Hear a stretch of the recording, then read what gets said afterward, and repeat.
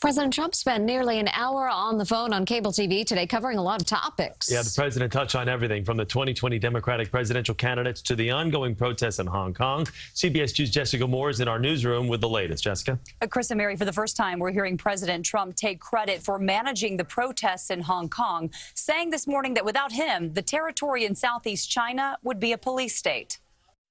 Bombshell claims by Mr. Trump this morning that trade talks with China's President Xi are tied to ongoing pro-democracy protests in Hong Kong. If it weren't for me, Hong Kong would have been obliterated in 14 minutes. He's got 1 million soldiers standing outside of Hong Kong that aren't going in only because I ask him, please don't do that. You'll be making a big mistake. It's going to have a tremendous negative impact on the trade deal. Earlier this week, Congress overwhelmingly passed 2 bills supporting and protecting the Hong Kong protesters. The president was asked whether he would veto those bills. Well, I'll tell you, look, we have to stand with Hong Kong, but I'm also standing with President Xi. He's a friend of mine. He's an incredible guy.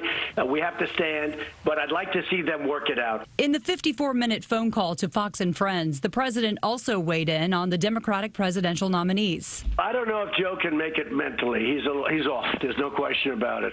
If he can get through it, without cracking up, which is a real question. I mean, many people have asked it. Maybe him. Pete is, I call him Alfred E. Newman. To me, he reminds me of Mad Magazine Alfred E. Newman. I don't see him. I don't see him dealing with President Xi. I don't see him dealing with Kim Jong-un. I think Pocahontas has come up from the embers. I thought I hit her too early. I came up with this name that seems to have stuck very nicely. Bloomberg? But they don't use it. I don't see him. I know him pretty well. He finished very weak in New York. He starts with, telling you what you can drink, what you can do, No, I don't see it. He's desperately, I'm sure he's going to run. He is going to spend, he's got the money to put on a great campaign. I don't see it. I think his time has come and gone. Gotcha. The president also vowed loyalty to Mike Pence, addressing speculation that United Nations Ambassador Nikki Haley might slide onto the ticket as his vice president in 2020. I've seen this rumor that keeps, popping up.